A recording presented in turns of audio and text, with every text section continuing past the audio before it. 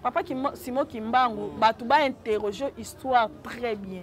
Akoufa na lit politique. Oh maman. Nabi Batouba interroger histoire malam. C'est vrai qu'il a servi Dieu. Plus oya ki ko kufa, ta baben ramutu un beau combattant. Oya kufi na kata mission. Par exemple, quand je parle de Anedi Nabala, je peux dire qu'il y a Koufi la mission. Oyo Christ a bien gagné na souka. Très bien. Par exemple, on a que nini oyo ebembe bakoti si corne ebi bembe. Zo c'est quoi? Ah muto Koufi wana yewana. Parlons peut-être de d'autres pasteurs. Tout le belaka bateau peut-être toyebi mais ça ba pasteur est belé. Nini na vina nga na te couper, na sabwe, we. Bino kutu bandoki nga kuna ata couper na kima ka kutu eloko ngo nzamba okitakati nga na makasi nazo kima ngome bino bozana bitambala yo nyoso bikobiste bopomaka kolongola bazemi tongo midi pokwa. C'est déjà quelqu'un au hasard déjà. Na tolo ba mama molimo mo santu art. Na tolo ba mama mbo ya mutu au hasard na Christ non. Tu sais la personne osant à Christ 4 na yo. Très bien. Quand tu écoutes des choses, il faut ça nini. On met là. Et ça, est-ce qu'il faut répondre? Il faut répondre. Donc,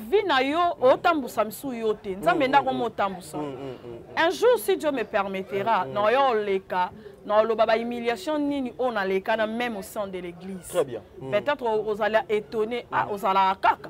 Ah, au bandon supportant au kaka. Na vie, tu comptes les résister na vie, ton les akalikona bino, baba no rotam sanga kombo ke ngana na za liboma obino bo luka liboma ngo kasengo. Siko lokwa na za respect envers vous. Non banda siko commenter bino respect pour na accepter bino siko liboma oboluka na affirmer bino ki boma na merci. Nakolela tikan bobundi singa pa mama livre na tikela bino nyako yanga bobundi sala kaka nalinga mobali bwebwe ko beta mosinzo masa makambo libana na komi pre makambo libana na nga botungi singa botika nga lembi botika nga. Les gens sont attachés aux religions, pas au Christ, pas au Créateur. Les gens sont attachés à la religion Kimbangu, la religion branamiste, la religion chrétien. Cet attachement d'âme, il y a deux esprits ou ils ont quota. Mais ça ne permet pas à dire ça. Ce n'est pas bon de venir de dire ça à la télé. Et ça lit bien. Très bien. C'est un peu ça, on a lobby. La sœur, il y a Libosoto, il y a Yambote, Bafinga, parce que Christ déjà, Azala qui modèle la vie. Bafinga qui est, Babamba qui est Mabanga, Balobaki, Balobaki. N'a intervenu dans la sœur étant qu'une comédienne. N'a intervenu parce que Kouti Makambo Bonzambe Kasi. Voilà. Donc on a kendeli na canal one. Non, linga batuba comprendre la sœur a réagir parce que Bafinga parce que ça lié na maman molimo mo son. Très bien. Et ça na molimo ya makambo molimo lanzambe. Tellement azo sala théâtre, il s'emballé na kata ba jewana. Na makambo wana ne ça s'emballé et ko répondre directement, il s'attaquait directement la bande connaît ba comédien. Très bien. Or ce n'est pas bon. Donc aza mutu moko il fallait faire ça la différence. Si le Saint-Esprit lui a parlé que tel, c'est bien. Et ça kutu ya zui maman molimo son talobé les révélations yé. Bon ba tumsu bazala ngote. O molimo son pas lobé bangote baso fanda ka bongo. Non, na c'est peli na sorti na été.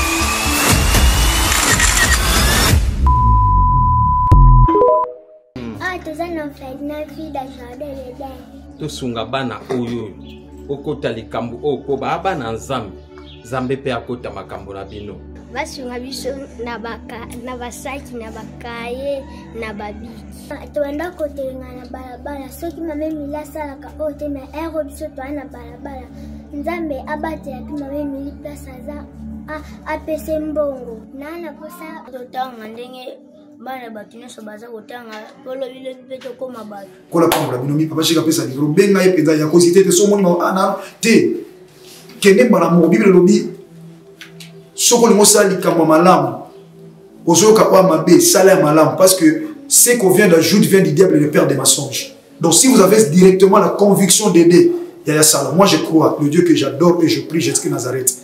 téléphone à papa oyo na nzela na yo ekosone pe akobenga nga topambola nzambe. Donc soki bana nzambe apesi biso alobaki ete tobokola bango lolenge tobokola ya biso ndako. Alors soki ozo préparer rentrée scolaire ya mwana na kozonga na basket asika na uniforme asika, pourquoi pas penser aussi na bana oyo nzambe apesi biso nzambe pambola bina balobi oyo yoza ko semer okomoissonner yango un jour. Tozwami na avenue Kinzola numéro 49, quartier Régie des Eaux, commune de Kitsenso, référence 3e Dodan. Pour tout contact, bengabiso na ba numéro Oyo. Vous êtes sur Top Media TV. Voilà, mesdames et messieurs, peuple de Dieu, shalom, shalom, mbote bisike ezwami bino, ngai ndeko na bino tadi ngalapa. Na ye lisusu mukolo mwalelo na banda kuna bino pona koluka moyen ya kosolo na bino. Vous savez, lorsque les choses vont très mal ou lorsque nous avons des questions sur le plan spirituel, tokenda kolukela bino baye oyo nzambe a telemisa na mboka ya Congo pona koluka moyen ya kobeta masolo o etali kibonzambe soki etali ba comédien tozwaka baye oyo esengeli pona kolobela ba comédien so pe etali basali na nzambe tozalaka pe na ba mama na bandeko na ba sœur o to consultaka une façon ya kosola na bango pona o etali makambo na nzambe. Cette émission c'est la maturité spirituelle. Nazo yambela bino mokolo mwalelo la sœur Wedge obino boyebi Clarisse Wedge tokozala na ye na émission o une façon ya ko tia le point sur les yeux ya ko sala pe analyse ya ko lendisa pe bana na nzambe par rapport à ba message oyo maman azali na yango. Voilà, avant to ban émission tokozonga na ngambu ya machine. Vous savez, je fais la promotion de maman Dinanan, je fais la promotion de maman Ursule Pechanga, je fais la promotion de maman Belvi Kondi, je fais la promotion de maman Top, de maman Milo, ya ba maman Moseka, ba maman nyonso na ba papa nyonso basala ka théâtre ya mboka na biso na lingaka bino mingi. Nous sommes au-delà de 225 000 abonnés na Belvi Télévision, c'est grâce à Dieu. Et allez encore vous abonner, allez aussi suivre ces films na kombo ya Josué 1-8 en tout cas. Ah, avec la sœur Clarisse, en tout cas, on retourne un peu moins question pour Josué 1-8 sur Lingi Kolobanin pour vraiment Hermo comme Makamango moi bah Ambruyama ezalaka une façon ya ko solo la paix ya ko sala émission oyo ensemble na yeme. J'ai un message important pour nous lancer et pas maman Dinana na maman Ursule Pechanga. Maman Dinana, vous voyez tout ce qui se passe aujourd'hui, les audios, oh babimisi audio, il y a Dinana azokotonga X, azokotonga Y. Maman, c'est une façon de chercher, yako semer eloko ozakati na yote pour na koluka moyen yako nuire na musala na yo et surtout que vous avez un projet oyo il fait bima. Une façon, c'est comme ça que le diable est ayaka, c'est comme ça que le diable opère pour na koluka moyen à semer division, à semer séparation entre vous, à tirer la mésentente entre vous pour y aller à régner. Mais ne cédez pas, je sais que vous êtes des femmes conscientes et vous respectez bien les règles et les principes. Voilà, Jonathan Moukadi, Tozo Ngana Nanzela Machine, Tozo élément, il y a film Oh je suis un, et puis on se retrouve tout justement après pour d'autres côtés la bino maman Clarisse Wedge. Merci. On va continuer. On va postuler. C'est un ami à moi, à postuler. Donc, il m'a dit encore ma passe. Dans un postulé, à la Funa.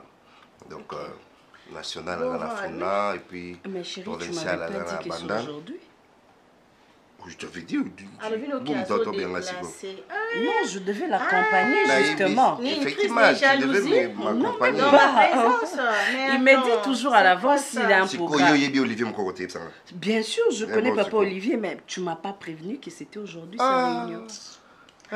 Bon, à part ça, l'activité, le travail. Très bien. Ça passe bien. Très bien. La prière. Donc, on peut m'aider. Bonne Yesu, ça bien. Yesu. Ça très bien. À la base, ça va bien. Oui, Yesu, ça c'est j'étais. Ndenga linga biso. Tu comprends ati ata to sali ndenge nini.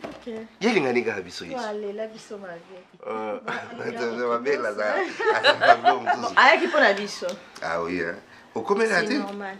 Te na komeli na quitté na flat moko izawana parce que quand on a bandé kokende non ko yo déranger binoté dérangement non on a plein de chambres ici dérangement frère natika langa mona sonuya ngana femme d'affaires na sur la pas mon téléphone ça dérange personne on se sur la chambre alors Et quand je m'énerve, na bec takaba porte donc clac clac clac clac. Ouais, ça va. Quand on t'a porté ça bon. Tout casser, tout casser là de bouc en bloc. C'est comme ça tu vois. Et surtout que moi qui m'a bilo ah mon Dieu mon wana yo kata. Mais non! Marchandise! Mais il est où? Voilà, merci de retour sur ce plateau, mesdames et messieurs. Des corps de Jézali changé. Vous avez vu cette grande dame, la servante de Dieu, Clarisse Ouechi Tozanaye Awa. Tout le monde est PC Malobato Kabola. Makanisi, maman Clarisse, bonjour. Bonjour papa, t'es déboni. Bien, bonne santé. Oui, nous sommes pour l'amour de Dieu, permettez-vous au même émission dans le sambo pour ton émission na biso. Oui. Merci beaucoup. Éternel Père de grâce, le Dieu d'Israël, le Dieu tout-puissant, nous laissons ces moments entre tes mains, Seigneur Dieu.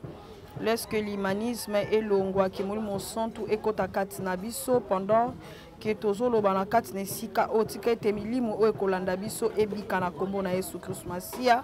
Je sais que la grâce est là sur toute chair et la grâce est là sur le Congo.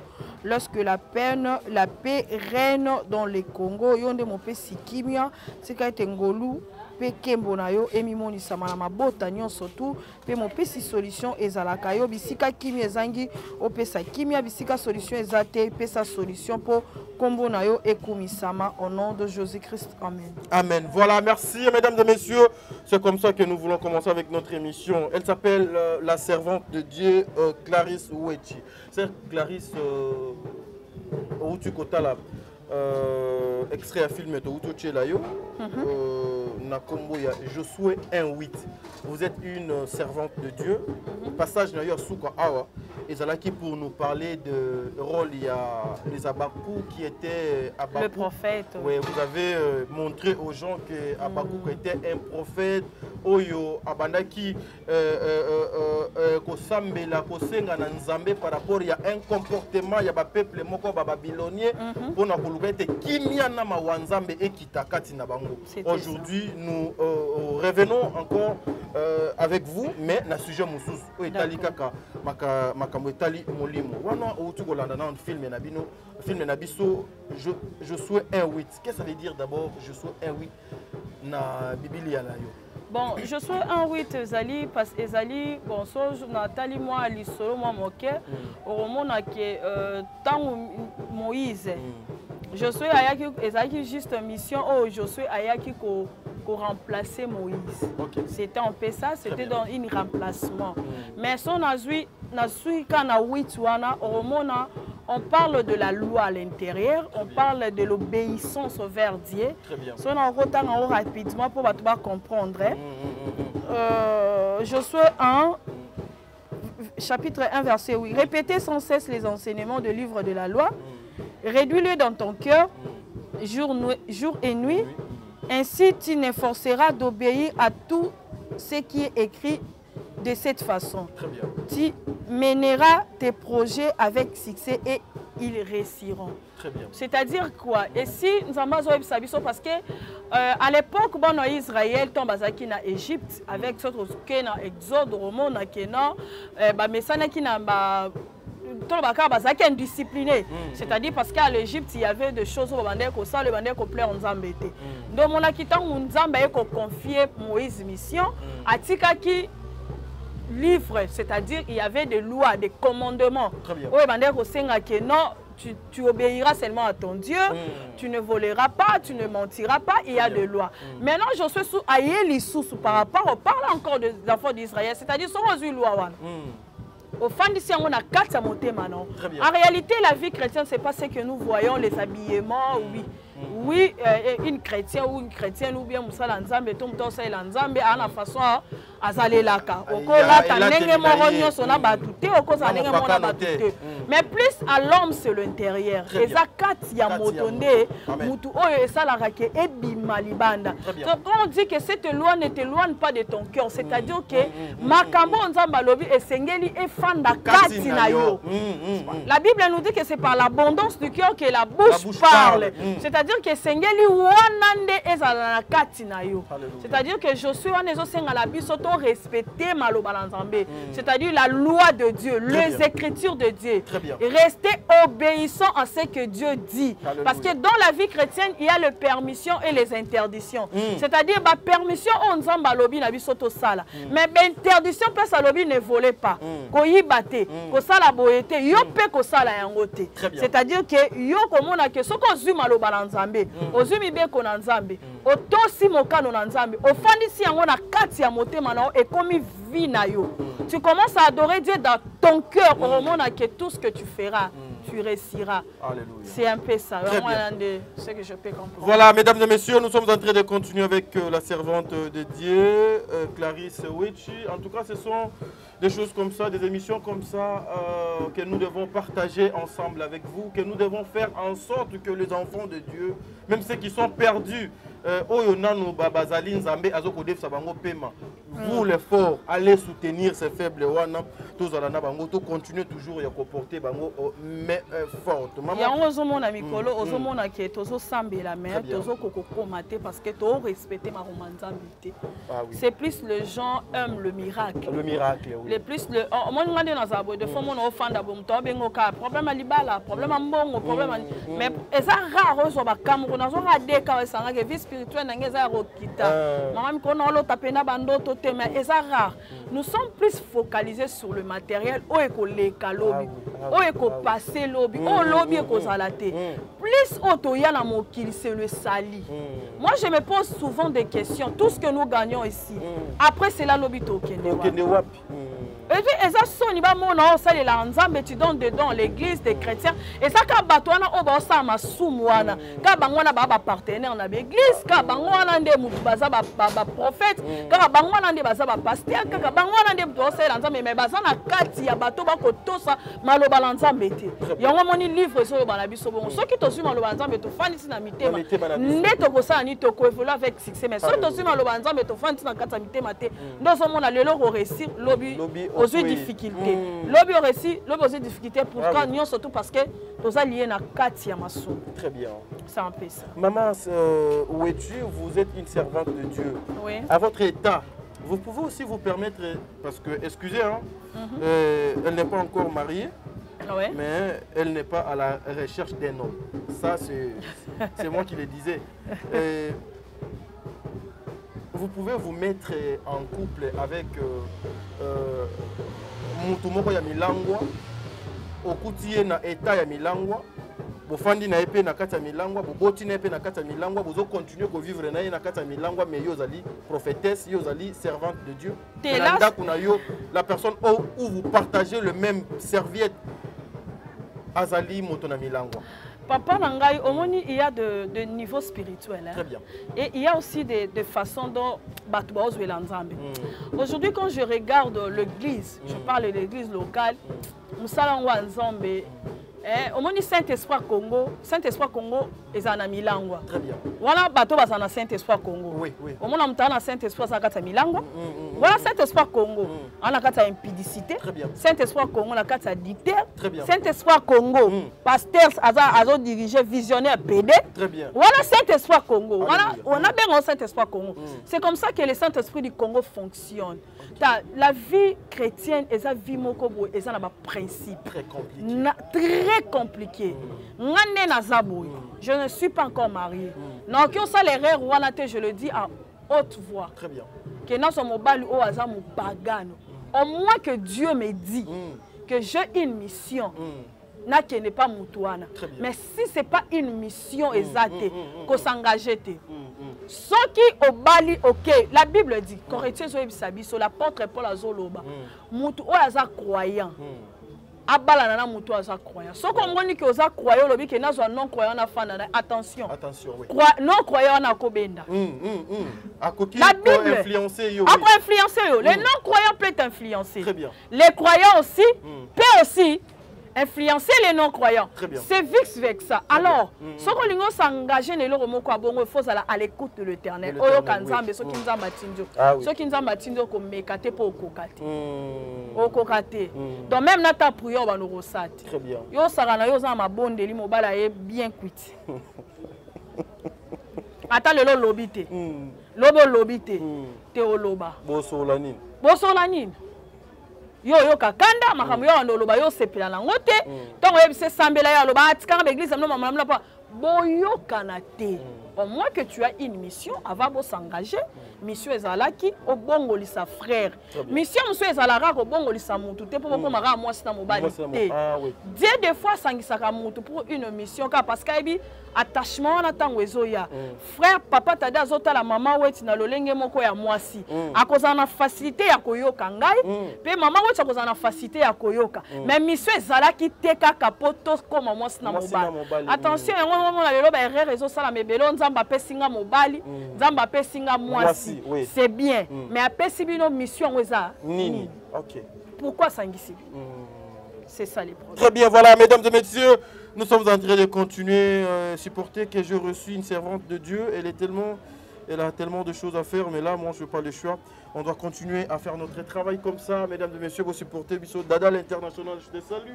Je vous salue une façon et on continue avec notre travail. Aujourd'hui, Moli Momo Santo, lorsque Moli Momo Santo est Kitaka, ou bibliquement parlant, à quel moment où on peut bien comprendre que cette personne est Azali oué de l'éternel et il est rempli de Saint-Esprit. Et bien, il est Saint-Esprit dans notre amour. Tous en a des façons à Saint-Esprit. Très bien. Le Saint-Esprit qui habite à une personne, carrément, mon tout fois changé. Je parle le Saint-Esprit qui habite. Permanent na kati na moto. Très bien. C'est-à-dire que ce Saint-Esprit-là, ayaka pona ko changer moto. Via moto. Moto. Ya ba yebi sote ke ko sala o eza mabe, ndenge zolo babo en tout cas sorry ya bweskize ngai. Ba ko yebi sote ke mutu o efa comme abo. Carrément là tu as reçu là le Saint-Esprit habite en toi carrément dans mon on sent dans diriger yo il y a dans tambusa yo parce que l'Esprit Saint se dit en lui-même, c'est-à-dire on commence à la makambo eza caractère na Christ. Très bien. On va dans ça makambo loko ba tout mais eza différent na molimo on sent o eyaka eyeka kame eye popé ça son message et puis ekei. C'est deux choses différentes. Et ça ba Saint-Esprit mususu oyo eyaka na kati ya moto juste pour un message. Très bien. Moli mon son te koti et ye lobeli moto pour biso to so message mais na kati na mutu mutabongo wana ti. OK. Donc un canal, un esprit qui est eza amoko eza facile au Saint-Esprit ko ya koti afandi a pesi biso message tozu pe message mais à l'intérieur d'une personne tu koloba par rapport à Josué chapitre 1 verset 8 c'est-à-dire à l'intérieur le cœur d'une personne le comportement d'une personne échangera té yango mona bokoma au pasteur andenge ni impidiki au serni yango azo sakola azo pesa ba prophétie mais aza makambo mabe le Saint-Esprit n'habite pas en lui. La personne qui a le Saint-Esprit on habite ke pa na ye carrément comme on a l'olenge na sa façon de parler l'olenge na ero tambola l'olenge na comme on est bandé na loba qui Saint-Esprit à Congo et ana ndenge na ngo fonctionne. Voilà Saint-Esprit à Congo. Ba maniola Saint-Esprit à Congo. On m'a dit mon livre centre mususu biso na église na biso to benga ba serbe ora to so o reprocher mususu mais attitude zo sa comportement zo sala nzamba ya ka canal moko facile ya lobelio ke boyo tika nzeto so comment jasa mataki mataka pa mona Christ tant ka moni Christ wana esili nzete tika la bongo mo ba sala nzeta na ezate eza passe na bato bongo wana mona Matthieu 7:23 ko websa biso ke quoi so banda partir 20 € lo bato wana nini Christ alobani na sakole pour na yo na banda prophétiser Christ alobana e bibi. C'est-à-dire le Saint-Esprit eza motopenda pour toye ba na bilembo ya Saint-Esprit photomona à lui elle est où il est devenu une autre personne. Très bien. Mesdames et messieurs, en parlant de ce sujet il y a Saint-Esprit, je dirais na réalisateur na biso après ça biso na élément oyo il y a moko na biso notre sœur de baby oyo pe azali moko ya ba comédienne ya mboka nanga où j'étais choqué lorsque toyokaki tomonaki ba live tomonaki ba émission ba tukoloba ete abeli liboma mutu ebebiye j'étais parmi ba oyo to banaki to déploraki na comportement ya bandeko oyo balekaki na télévision pour na kosala ba émission na ba sujet bongo oyo koki pe ko nuire na personnalité ya mutu et après juste nous apprenons que notre sœur était dans l'autre côté, na Mboka ya Kamba, et pas papa Simon Kimbango kuna ezalaka ville sainte pona o etali bandeko ya kimbangiste mais bozongi na ye après ba rumeur nyonso elekaki na ba etando eke asala ki sortie médiatique na lobby tozongi na nzela ya machine lokola ezali o etali makambo ya molimo to lakisa nanu ndeko ya mwasi tozali na ye maman Clarisse Wetch wazali pe servante de Dieu aluka pe ko pesa mwa makanisi na ye par rapport à sortie médiatique ya maman Nabiso ndeko Nabiso baby et puis on se retrouve tout justement après. Merci beaucoup. Sali na pesa Simon Kimbangu Laxine. Bobi ba sacrifice onga. Bobi lien onga na sala na Simon Kimbangu Kiangani. Alors le Kimbangiste, surtout vous le Kimbangiste. Bolinganga te. Bine bolinganga te. Ba fan nga libanda ba no Kimbangiste nde ba latanga ba lesanga ba futela nganda ba futela nga billet na voyager. Problème ni nazala na ngona bino. Lingomba eza bino te za papa Simon Kimbangu Kiangani. Nini na vina nga nana te couper ala te couper na sabwe ala te woy bino kutu bandoki nga kuna ata couper na kima ka kutu eloko ngo nzamba okitakati nga na makasi nazo kima ngome bino bozana bitambala yo nyoso bikobiste bopomaka kolongola bazemi tongo midi pokwa nga na vanda te oya mona na hôpital na elongola zemi a publier oya mona nga na hôpital na elongola zemi acha na réseaux sociaux eza pas Kwani na kosebela te ata pona mtanki. Mama nanga bokoli biso na pasi tokomi na âge photo sepelisa ye. Amen. Mobala olinganga ba Olanda mobali tina spiritualité, tina physique. Pour nini famille ya babola. Est-ce que nous les babola on n'est pas droit d'être raison tout petit peu pour une fois na vie? To cause les rester na vie, ton le akalikona na bino, baba no rotam sanga kombo ke ngana na za liboma obino ba luka liboma ngokasengo. Sikolo kwa na za respect envers vous. Non, banda sko commenter bino reçu pour na bino sko liboma obolka na affirmer bino ki boma na na kolela tikan bobundi singa pa mama livre na tikela bino nyako yanga bobundi sala kaka na linga mobali boye ko beta mosinzo mbasa makambo libana na komi pre makambo libana na nga botungi singa botika nga lembi botika nga bata théâtre na sabino nini problème nini ngala bino bokotika ngate na sepela ta muke shushutika na lobala lembi bokotika ngate na sepela ta muke na moni pasi Rebecca nzoto zonga lisute likola susi mwana moka ya mwasi azana ye mutu mwe bolekisanga ici la pasi na ofinga ka ba nyonso to sala nini abi asala nini pourquoi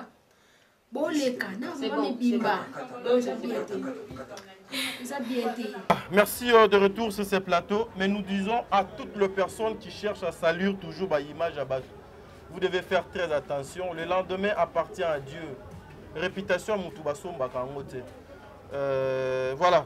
Nous avons des yebi nini o azotia na mitu ba congolais na ba comédien na ba journaliste ba tunyon c'est vraiment très compliqué. Maman Wetch o tu kolanda wana ndeko na yo moi si alobi était toyoka ki ba rumeur ke ndeko na biso mutu e baby bandeko misusu ba lobi te ezali mutu e beba ki te c'est plutôt le Saint-Esprit ekita ki katinaye et el Saint-Esprit ekita ki katinaye. Et c'est etalisa ki babiloko misusu ezala ki ya mabe oyo bakado misusu batu basalela ye biloko misusu batu basalela ye yango azala ki obligé ya kotumba biloko wana.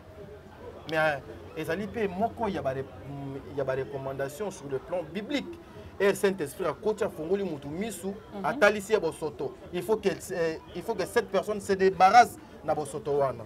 Yo o réagir ni. Bon, en fait, en regardant ces vidéos, d'abord, je peux dire à ma soeur, avant la côte, nous sommes au centre de l'Obélakié. Bon, c'est pas bon. Je n'ai pas aimé. Mais comment écoute, c'est déjà quelqu'un au hasard déjà.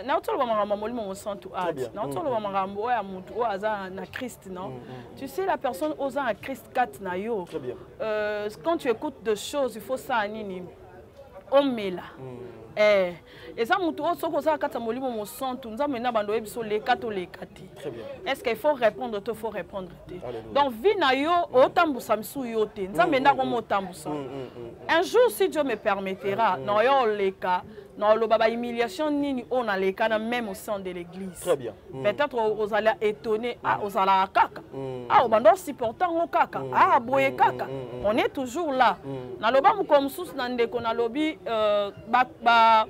secret moussous au sein de l'église oye bango sur aux travail aux approches tout autour. Yabasali. Mais ceux qui osali au kotaraka église obimaka oyebate. Mais quand tu es là oyeba. Mais ça nous ça permet pas à dire ça.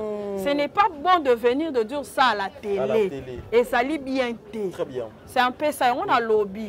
La sœur azamutumo ya libosoto ya yambote ba finga to ba mama banga parce que Christ déjà azala ki modèle la bise. Ba finga qui est ba bamba ki mabanga ba lobaki na intervenir na la sœur étant que une comédienne. Na intervenir parce que na kuti makambo bonzambe kati. Voilà. Donc on a kendeli na canal wana. Na linga batu ba comprendre la sœur a ko réagir parce que ba parce que ça lié na molimo moson. Et ça na molimo ya makama molimo na nzambe. Tellement azo sala théâtre, il s'emballé na kata ba jewana. Na makambo wana ne ça s'emballé et ko répondre directement, il s'attaquait directement na ba ndekone ba comédien. Or ce n'est pas bon. Donc aza mutumo qu'il fallait faire ça la différence. Si le Saint-Esprit lui a parlé que tel c'est bien. Et ça kutu ya zui maman molimo son talobé les révélations yé. Bon batumsu bazala ngote. O molimo son pas lobeli bangote baso fanda ka bongo. Non na sepeli na sorti na été. Nenga leki na média na sepelité. Et sa façon aussi à tenir de propos à la télé étant que quelqu'un qui vient de recevoir le Saint-Esprit. Netinga so inazaki a pesa un message na kamba.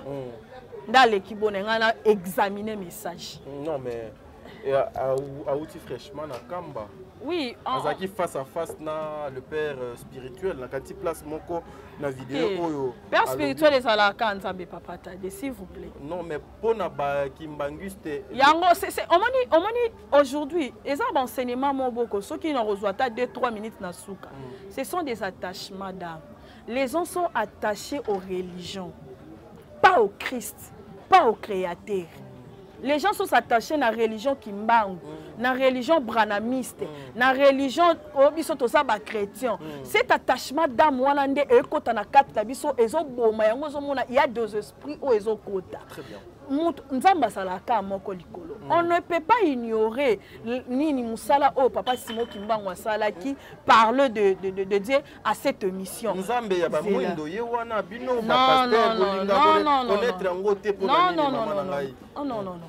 Nzamba ya batu mwindu eza nzamba Simon Kimbangu kasi fallait biso nyonso tu ba mwindu ngoto ke na kambati. Bondeni toza partager. To salela ka nzambe to ke kuna te point. Non, ce qui vraiment ça réellement sans nzambe na biso, faut biso soto za kuna. Oh, papa, il fallait biso soto za kuna pas sans nzambe na biso, il fallait biso soto to za kuna. Aku fait la biso papa Kimbangu. Papa Simon Kimbangu, batu ba interroger histoire très bien. Akufa na lit politique. Oh maman. Nabi batu ba interroger histoire malam. C'est vrai qu'il a servi Dieu. C'est vrai qu'il a salé la Inzam. Mais oui, je n'en disconviens pas. Il y a des prophéties qu'il a données pour la nation congolaise. Oh, peut-être il y a Sika. Oui, il a donné. Mais l'it plus où il y a qui koufa. Un beau combattant. Oh, il y a koufi na kata mission. Par exemple, quand je parle d'Anedi Nabala, je peux dire qu'il y a Koufi na mission. Oh, Christ a bien gagné na souka. Par exemple, on a qui nini oyo ebembe bakoti si corne ebembe zo c'est quoi? Ah muto Koufi wana yewana. Parlons peut-être de d'autres pasteurs. Tout le belaka bateau peut-être toyebi mais ça ba pasteur belé. Oh ba Koufi lelo na kati ya musala nzambe. Basé belé peut-être ba comme na bango eza reconnu te. Totanga ba komboka ya bateau eza reconnu pour permettre biso. To fait ça une bon exemple.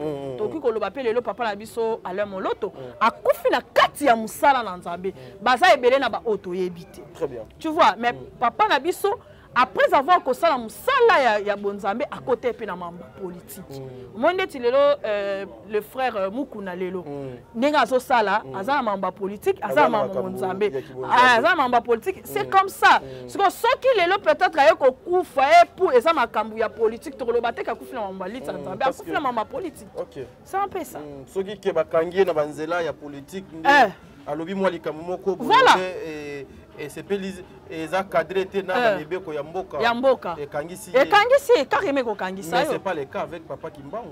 Bon ce que moi je sais c'est que moi je sais l'histoire que papa na biso akufa na makambu ya lit na ya sala pona bonzambe te lit ya suka yaki ko sala ezaki lit ya politique mais c'est il fut un serviteur de Dieu. Oui, un prophète. Un prophète, il a parlé beaucoup de choses. Très bien. Oh, eza ebele. Et là on a bata Simon Kimbangu toyoka na te ezalaka ba komisaye Nzambe. Kamba ezaka liese non? Te liese ezalaka place tata zala. Mama kuna bamba kamba na to bano liboso ezalaka soki ba Christ alobi na kamba so zando ki mo melango de zate soka ba boîte yango na lupangu na bino. Idolâtrie. Nazo biso makambo solo. Nazo biso makambo bo siko lewe sa te point. Bo batu suba boya yango point. Na epite. O lelo ba miracle ebele ya boya. Kala ba teva ya kuki wana bando atila biso ba mai batu bando mela lelo za la te ba place ya. Ba plasma eya. Ozomona. Batu be bando za wokota boye ba batu bando sa ba ja dindi na kata libulu lo ba ke fa onku na yoka ba sangwa kufa. Donc on a des choses ozo sala malelo eza ba biloko moko boye pirement satanique. Pirement satanique. Christ ayaka na likambo moko. Aloba kaka mutokobi kaka au nom de Jésus Christ utabiki. Na liloba kaka au déclarer pouvoir eza liloba. Nenge Bible ezo ebisa biso na Jean chapitre 1 verset 1. Au commencement était la parole était Dieu et la parole était avec Dieu et la parole c'est Dieu. C'est tout la parole tu déclares ici. Au moins que tu prends une orientation nzamba loba na yo que non, au moni pona ndeko na ngai tel, pona ndeko na nga mundirba. Pona abika esengeli na peut-être ozwa mai obondelo pesa elikoloba te ke soki ozwi pona ndeko mundibo bondeli pona mai ndeko ozwa pe mama dada international osalele prière à mai non wana sikonde komi mabe liese ezalaka moko pa nzambe epa tata na likolo moto akei likolo na se ese osomona deya moto akela likolo na se aza te ka nzambe mais même les kimbanguistes aussi le nom de Dieu, non? Kasi ba utiliser le nom de Dieu mais ba utiliser ndenge nini plus bazozwa nzambe bazongisa sima bazozwa papa Simon Kimbangu baotie liboso c'est ça l'idolâtrie ngana okoloba nzamba papa Tadete ah oui na loba nzambe oyo asali na kati ya papa Tadete oyo nabiki na komba photo ya papa ta na talika komba photo ya papa na biki non. Mais Kamba, c'est comme ça? Non, papa t'a dit non. Papa manque des enseignements. Distraction. Atika baki sango atika penda bongwana ya solo. Tango mona kae. Edingu ya bongwana. Abongwana te. Ba scène. Ba spectacle. Baibi mamba kendo sa ba konzana. Baibi mamba kendo sala. Voilà. Parlons du Saint-Esprit en déronabi son nom lobi qui a joué qui molimo mon sang tout que ça qui a bien liboma oui il y a non azui molimo mon sang tout mais batou va interpréter en ma beke a commis liboma or c'était le Saint-Esprit katina oui Saint-Esprit et ya kana kati ya mutu na ba forme belé oui na ba lolenge belé très bien ngai na ebi bana na bana mona ko encadré de 12 ans 15 ans 13 ans bon bazaso mon son to quitter libango na biso agitement moko impossible babondo kanga bango donc il faut bos aller belé po bokanga mais ya na batum sous Saint-Esprit kiti oyo kaya apé sa message avec paix douceur mususu oyo kapenda boye ndeti ya bantu mususu eza ndeti sœur na biso moko mususu la sœur Esther tant Saint-Esprit comme visiter comme mona nga soto tamwa nzela comme mona le kwa mtaliboma oma bota mona nzela ba bendio plan elemba maman wati les câbles mais on a des squelettes tu peux imaginer so oza spiritualité olobake akomi liboma yo pe on a des squelettes partout yo mona ka mabe partout on mona ka so soko keka boy tala bilamba boy c'est comme ça Saint-Esprit ya bongo musu se bel sabatu omona muto komo loba ye moko net dans la mona nga moko no kalami kita otsobongo la sœur Ketia elle a bientôt la 18 ans. Ça m'a utiliser puissamment. C'est une fille que je suis en train d'encadrer. Donc, il y a ça, Saint-Esprit, et c'est comme ça. Elle s'agite comme le quoi. Donc, comme le banda héros, banda 12h, 18h, le bakanza, tu vois, c'est comme ça. Et puis, on le bama ça exact, avec précision. C'est comme ça. Et puis, mon sens, mon centre, mon sens, il y a rappelé, au moins, à lobby katina yo mona poum takiye bo bouger été wana Saint-Esprit wana ni ba ange ba ye ba zué ba kiene anestase ba ke l'accès maka biso comme la sœur na biso mo pendant 3 jours a sukula ba sani ayoka pe ya ba betaye bongama to yo soyo so za molimo son tout au banga la sœur akenda pa bango ba panika heureusement tondon prier na ndeko na bango ba ndela la sœur banda lo bakaye na nga lo ba pena nga lo ba lante ba onti kolo pendant 3 jours alobaka bongo ala raté 3 jours wana ala raté soki ozana esprit empire ozana masumu o poussa li pembeni chambre ya sœur ezalaki et bamba okui. Il a parlé de beaucoup de choses, mais on a TVT. Il fallait que tu peux imaginer, ça c'est le Saint-Esprit. Actes chapitre 2, verset 4. Pendant que les apôtres se réunissaient, le Saint-Esprit descendait. Il y a eu de parler en langue.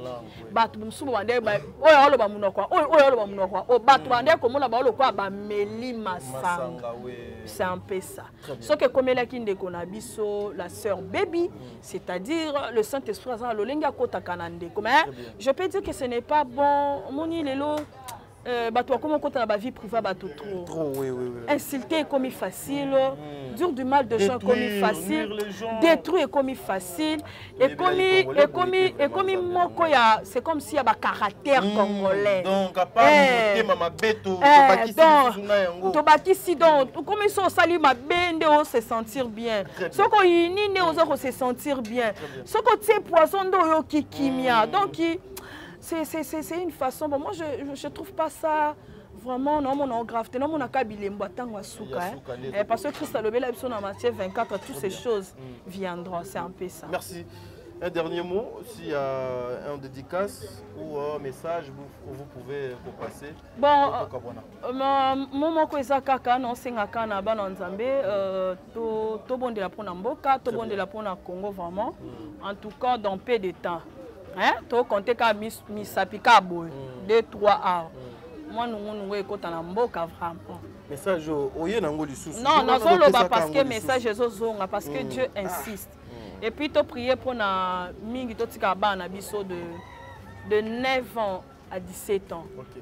Bana na biso ana diable azoluka préparer le mois bien pour na bana pour na détruire bana. Okanso boko la mwana ndako nzoka no zala dia na papa na maman na ndako ba fanda bana dia ba ibima mama be de ça ba biloko diable azo préparer pour nous détruire bana surtout vous les enfants ba parents bo pesa bana ba téléphone s'il vous plaît essayez de contrôler les enfants na ba téléphone qu'est-ce qu'ils regardent na carte ba téléphone en tout cas vraiment tous à la prudence pour na bana et puis to bon de la mine pour na mboka na biso ndenge nazo ko insister toujours et puis l'enseignant la bateau se repentir tout se repentir sincèrement au fond de nous. Tout tikamabé, tout confesser. Lucas pasteur azana coin a venu na bino confesse-toi et koza malamu mingi. Et puis non senga ba bande ko na biso basala nzambi. Apôtre, prophète, na pasteur, na évangéliste, comédien mon corps. S'il vous plaît, la mort est devant votre porte. L'issous. Ah. Bon, c'est repentir. Bon, comment la paix à son âme. Nzambe ne mutazwaka. Très bien. Yepé comme taper saka. Yepé comme taper saka. Et aux amalam sont de wakufa qui na yesu, soit fait na yesu tes passe. C'est ça le problème. On peut saka mbela tozana ba terrain to teka na c'est les bambous. OK. Les ba terrain na ngamoko. on te keza na sele bambou bon bit na on te kilango ezaka moko parce que fait na soit bana bana ndako na tsa bango na sika na bango. Bon, je me suis dit que non envahir ndako papa. C'est-à-dire que na teka yango ou que na lukila bango esika na tsa bango. Ndeko moi forme robo pour que na encadrer bango bien. Ndeko o toute samalibaku alingi a somba terrain. Et ça peut moko ya lisungi pour na rosunga ba orphelin abenga na plus 243 81 0027 303 plus 243 81 0027 303 za numéro nanga abenga nga na te kango vie za na ngo terrain ya ba orphelin na te kango penda écharger te na te kango na primo quoi bien parce que bientôt la rentrée scolaire faut d'abord en isika et puis moi uniforme moi biloko et puis ninge za wana pe bana ngo pe to memela bango na ba karaté amour ya olukila bango ba talent il faut ba professeur ba musique pour bana ba talent na bango il faut ba yekola parce que lobi rozamala mingi voilà merci beaucoup en tout cas on a koka koloba yango voilà ça n'est fini pour aujourd'hui mesdames et messieurs ce que Jésus-Christ a été au coup dans bino lobby allez le ko le kalelo merci